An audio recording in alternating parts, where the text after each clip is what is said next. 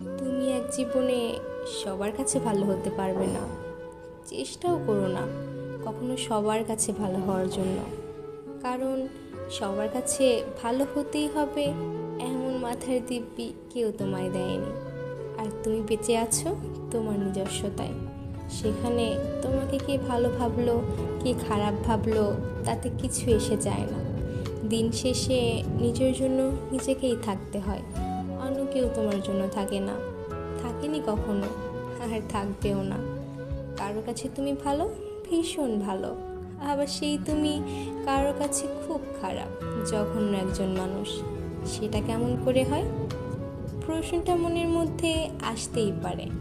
আসলে আমাদেরকে কে ভালো ভাবছে আর কে খারাপ ভাবছে সেটা বিপরীতে থাকা মানুষটার মানসিকতার উপরেই নির্ভর করে। এই পরিপ্রেক্ষিতে অন্যের মানসিকতা পরিবর্তনের ভার তো তুমি নিতে পারবে না। তাই তোমায় কে কী ভাবলো এই নিয়ে ভাবনা চিন্তাটা একটু দূরেই রাখো। খেয়াল করে দেখলেই বুঝতে পারবে তোমার কথা বলার ধরনে তোমায় কেউ বলবে, বাহ বেশ মিষ্টি ভাষী, আবার কেউ বলবে কি ন্যাকারে বাবা।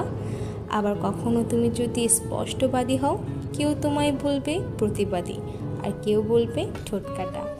আসলে পুরোটাই যে ভাবছে তার উপরে নির্ভর করে। এতে তোমার কিছু করার থাকবে না। এইসব নিয়ে মাথা ঘামিয়ে চলবে না। এসব নিয়ে মাথা না ঘামিয়ে নিজের মতো নিজের কাজ করতে হবে।